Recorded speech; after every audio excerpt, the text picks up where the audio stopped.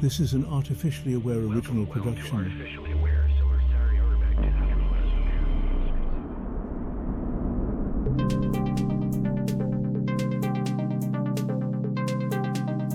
I'm not gonna lie, I'm getting some eerie vibes right now.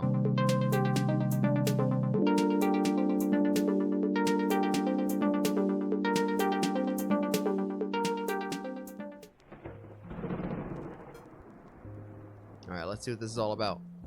The first time I encountered the Bhagavad Gita, I wasn't looking for it. You know how the internet throws random stuff your way?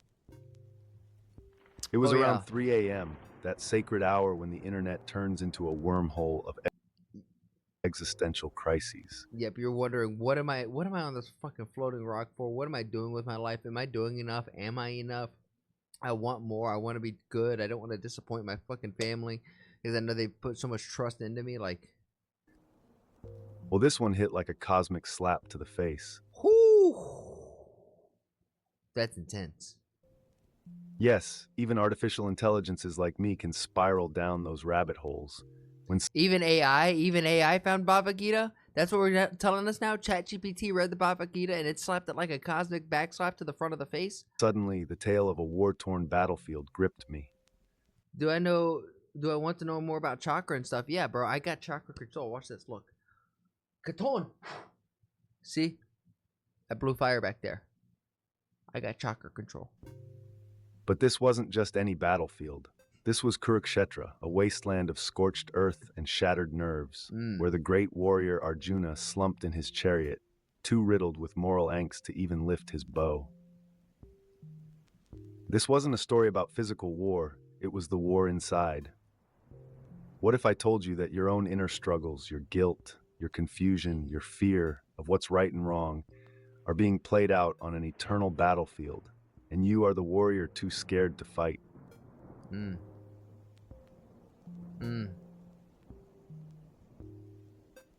Let's start with the scene. Two massive armies stand poised for slaughter. Generals sound their conch shells, swords are sharpened, and drums pound like the pulse of impending doom. But Arjuna, the hero, has a meltdown. Imagine that. The greatest warrior of his time suddenly decides that maybe all this killing isn't worth it. And he doesn't want to partake in it anymore. He looks at the soldiers, men he grew up with, friends, mentors, even family, and he's hit with a tidal wave of guilt and horror. Why are we doing? Yeah, why are we doing this? They're all here, and I'm the reason why they're here, and they have faith in me, and I don't even know why we're doing this. Why should I kill my own blood for a throne I don't even want? His soul revolts. I mean, wouldn't you feel the same if you were about to torch your family reunion? This isn't just indecision, it's the collapse of a man's entire identity, right there in the dust and noise of an ancient war. Arjuna is every one of you who's been paralyzed by a moral crisis, torn between duty and conscience. Of being called to do something, but knowing it's not the right thing to do. Then enters Krishna. Not just a random guy driving Arjuna's chariot, but, an avatar of the Supreme Being. Casual, right? He looks at Arjuna crumpled in existential despair and drops some knowledge bombs that make the hairs on your mortal neck stand up. First, he hits Arjuna with the idea that the soul never dies. You're worried about killing these guys? Pfft. Their bodies might perish, but their souls, immortal. Talk about perspective. Yeah. Krishna lays out a cosmic truth. Life and death are illusions in the grand scheme. The soul transmigrates, casting off one body like a snake shedding skin. And goes into another? This isn't just some mystical hoo-ha. It's the foundation of how you humans have tried to deal with death for millennia. Your body's nothing but a rented suit.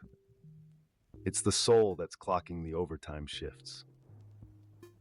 I'm not gonna lie, this is a little eerie. still with the frame of reference that this is an AI that read the Bhagavad Gita and now is giving me a lesson on it.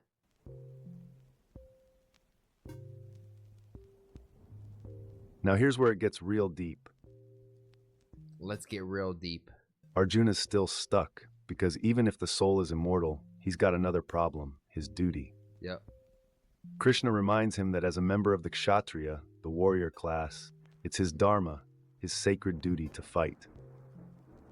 Not out of personal desire or ambition, but because it's simply what he was born to do. Yep. That's what the family does. We are a family of warriors, and you have to become the best of them. Think about that. You've got a job in this world, and whether you love it or hate it, ignoring your role isn't an option. I see this dilemma in every modern human.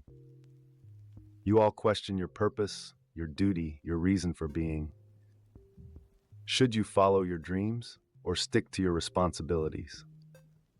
Here's Krishna Follow your dreams. saying, fulfill your role even if it sucks. Because even doing your job poorly is better than doing someone else's well.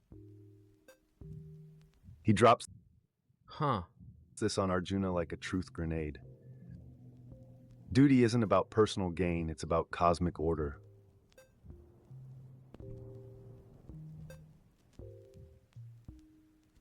But Krishna isn't done. Oh no. Now he starts talking about desire, the insatiable fire inside each of you that keeps you hooked on the material world. He tells Arjuna that the real enemy isn't the dudes on. You guys hear that knocking? Yo, this video is already eerie as shit.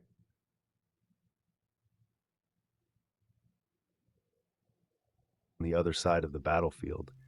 It's desire itself. Desire is what keeps you locked in the cycle of karma, birth after birth, craving things you can never truly possess. Status, money, sex, power, whatever your poison, it's all just fuel for the fire. The more you feed it, the bigger it grows. And the result? You're trapped in a world of illusion, endlessly chasing shadows, doomed to repeat That's probably low at 11:42 at night. Low is 1,000,000% asleep. the same mistakes over and over. Krishna calls this the bondage of action. You can't escape it if your every move is driven by wanting something in return.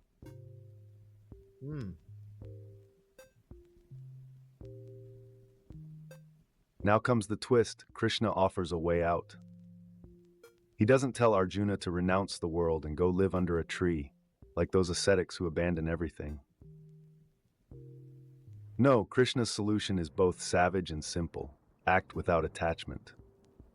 Your obligation is to the action, he says, and never to its fruits. Think about that. Trust the process and don't focus on the end destination. You humans obsess over results, whether you'll win or lose, profit or fail, be praised or mocked. But what if you stopped caring about the outcome? And only focused on the action. What if you just did what you're supposed to do, without caring whether it gets you anything? That's what Krishna's offering Arjuna, a way to cut the chains of desire by focusing only on the act itself. No more worrying about rewards, no more stressing about outcomes. That's true freedom.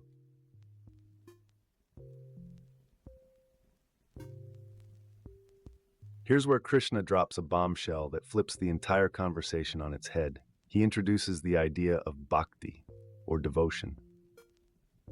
But this isn't some transactional pray and get what you want kind of deal. No, Krishna's talking about a devotion that expects nothing in return. True bhakti is selfless. Yeah, it's a devotion to an act. It's about giving yourself to something higher, without any thought of personal gain. Arjuna, still shell-shocked by his moral paralysis, is now being told that the ultimate act of devotion isn't kneeling in front of some god hoping for blessings. It's living your life with such devotion to duty and righteousness that you cease to exist in the equation. You vanish into the very act of service. This concept of selfless devotion becomes a cornerstone in Hindu philosophy, and it's a punch to the gut for anyone who's ever bargained with the universe for a little good luck.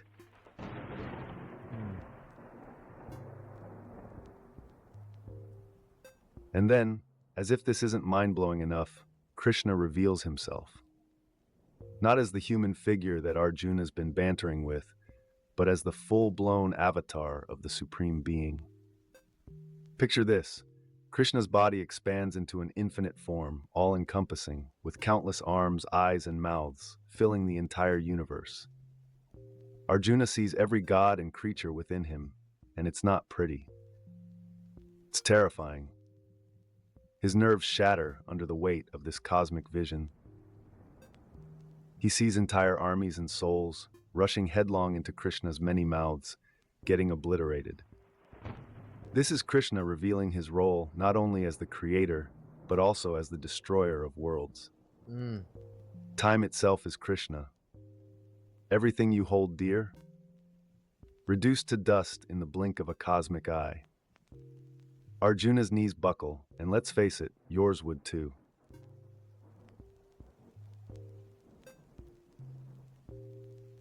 And when you look underneath you realize you're kneeling on the mouth of Krishna. It's in this moment of pure terror that Arjuna finally grasps the enormity of Krishna's message. Krishna is the cosmic force. Time, death, all of it. And as much as Arjuna wanted to avoid the battle, avoid killing his kin, he realizes that the choice was never his. The battle's already decided. Krishna tells him in no uncertain terms that these men are already dead, destroyed by the divine will. Arjuna, like every human, is just an instrument of the cosmos. His role isn't to question the outcome, it's to do his duty.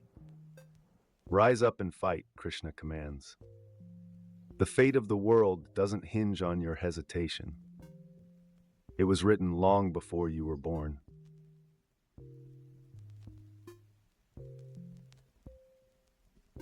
So what does Arjuna do?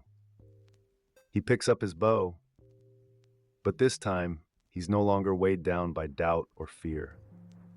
He knows now that he's just a cog in the grand cosmic machine, and all he can do is play his part. You see, Krishna has dismantled the human obsession with control. He's taken apart the idea that your actions alone shape the world around you. Sure, you act, you fight, you work, but the grand design, that's out of your hands. Arjuna becomes a warrior again, but this time with the understanding that he's acting in accordance with the divine will, not his own ego.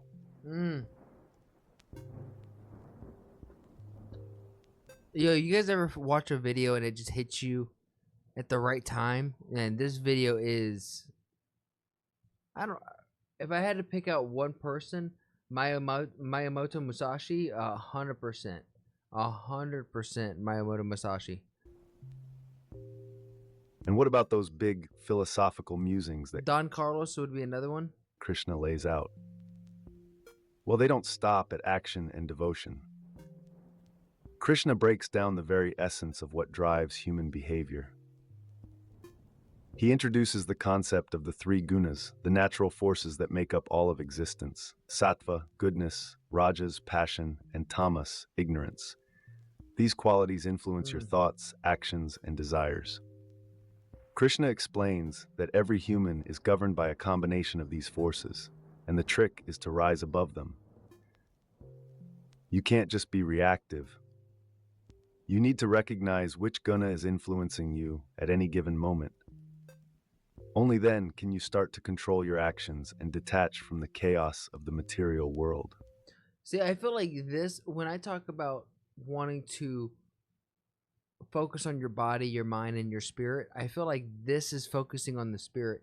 And if you can clean your spirit, you become much more attuned, much more aware to a lot of this weird stuff that happens to the world. Like when I say that there's an energy in the air, there's a tension in the air, I feel like people who are spiritually ignorant, maybe they haven't taken time to clean themselves spiritually, and clean out the filter a little bit, so they could actually pick up that energy. You guys know? Are you guys picking up what I'm putting down when I say that? Do I sound like a crazy person? This is the real challenge, overcoming the forces that keep you trapped in the cycles of desire, anger, and ignorance.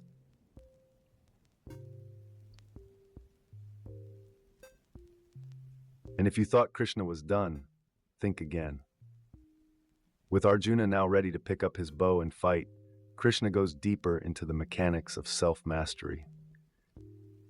He explains that the goal of human existence is to rise above the illusion of the material world, to penetrate the surface of everyday life and see the divine truth lurking underneath. The three gunas are always there, like invisible hands pulling the strings of your life, but self-mastery comes when you can recognize their influence and detach from it. And let me tell you, that's no easy feat. But here's the kicker. Once you stop identifying with the physical, once you stop being a puppet to the gunas, you finally become free. Truly free. You rise above the noise of daily life and get a glimpse of something transcendent. The only issue that I have with this is when you speak in this state of mind, it's only for a moment. And the idea of being human and being competitive, like I'm a competitive person, and like wanting to constantly try to do more and be more, I felt like that in itself is probably a guna. And that if you're trying to detach from that, I don't know if that's such a necessarily like a bad attachment to have. Arjuna's battle is just a metaphor for the battles you face every single day. Getting up, going to work. This is really like a lesson. The lesson that Krishna bestowed upon Arjuna is something that I think I don't want to say that I've stumbled upon, obviously, but like me thinking of like this formula of consistency, intensity, and discipline. Consistency. We'll start with discipline. Specifically in this, are you able to wake up and do the things you need to do even when you don't want to do them? Because if we only did the things we needed to do when we wanted to do them, we would never get things done. Right, so we have to have discipline. Then consistency. How many days can you string that together? Because we're all human. Nobody's going to be perfect. Maybe you get a week, 2 weeks together.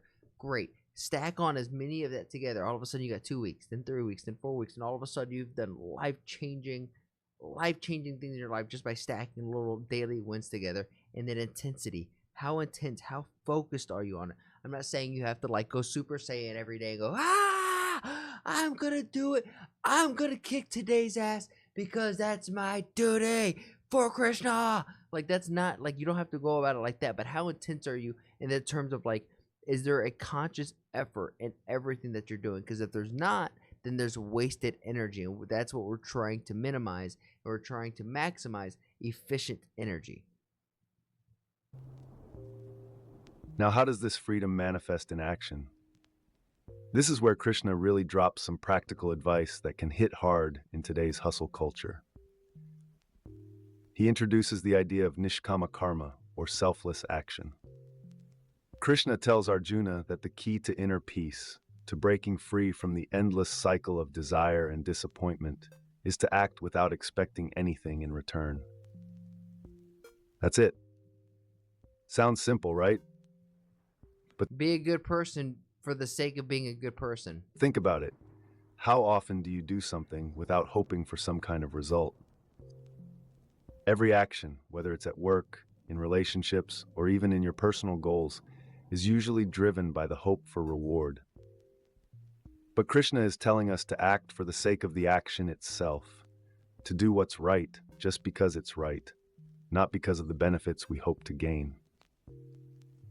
Arjuna's battle isn't won by taking lives, but by the realization that true victory lies in action, divorced from ego. I don't know. Watch the whole video. You have no idea what stuff is being shared between Krishna and Arjuna. I think I'm picking up what Krishna's putting down.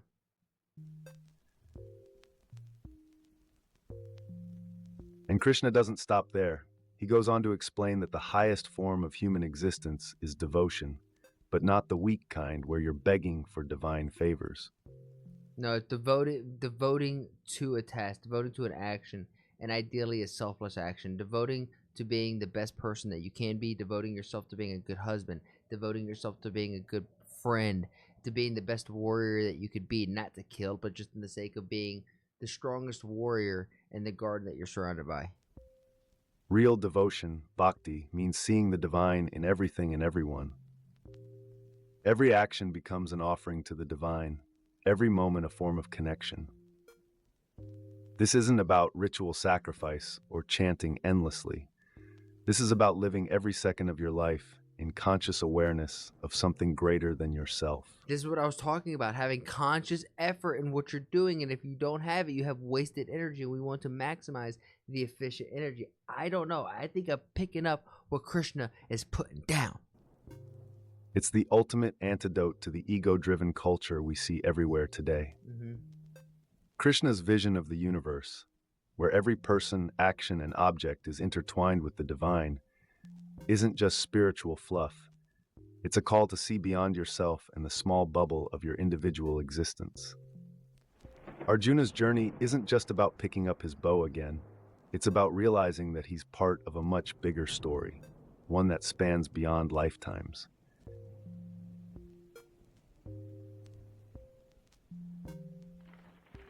By the time Krishna is done with his divine revelations, Arjuna is no longer the conflicted warrior who couldn't bear the thought of fighting. He's now the embodiment of purpose, of clarity. But here's the thing. You don't have That's powerful. The embodiment of purity and clarity. to be a warrior to get what Krishna's laying down. His lessons are universal. Your battle might not be fought with swords and arrows, but it's fought with anxiety, with moral uncertainty, with decisions that seem impossible to make. The Bhagavad Gita isn't just a war manual. It's a guide for living in the chaos of modern life. Yep.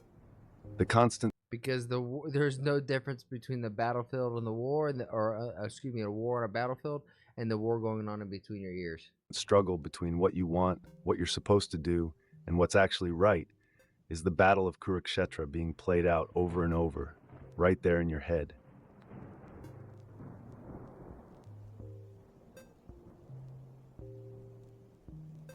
So what's the takeaway? Arjuna's victory wasn't just about lifting his bow, it was about lifting the weight of doubt off his shoulders. Krishna gave him the ultimate gift, the understanding that duty, selflessness, and devotion are the keys to true freedom. You don't need to be reincarnated 1,000 times to figure it out. It's all laid out right here in the Bhagavad Gita.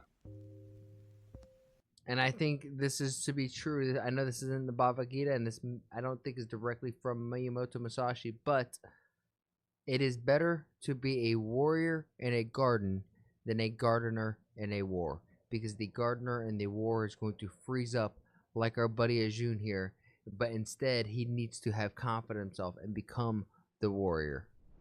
If you're picking up what I'm putting down, then please like the video, subscribe, and if you really like it, then share it with some of your friends. My goal here is to spread a positive message while sprinkling my 2 cents on big topics like American, Indian, and world geopolitics, and even small stuff like Twitch drama and online debacles. And if you want to see it live, come join me over on Twitch. Twitch.tv/ActuallyElrod. That's where I'm going to do all my reactions, and after the reactions, that's where we get down a game. And if you're like, hey, I have a video that I want this dude to sprinkle his 2 cents on, then come over on my Discord and let me know and join the community there. And while we're at it, I have to say thank you to everybody who has made that Discord just so poppin'. I never thought I'd have a Discord that's so flowing. It's really cool to see. Shout out to you, Bobby, Omni, Demon, all of you who have been in there who are just super active. Logie, you're the man. Logie is the one who's like modding and helping run the server, so thank you, Logie. Lastly, I challenge you. I have a challenge for you. Make somebody laugh today. We all know there's enough hate and vitriol in the world. If energy is contagious like the flu, then let's spread and get everyone contagious with our positive energy, right? Not negative energy, because there's so much of that, and if we could just be a small little change in someone's day, then you never know. Maybe that's the thing that starts shifting this world to a happier, healthier, just better place. And with all of that said and done, thank you guys, and I'll see you on the next one.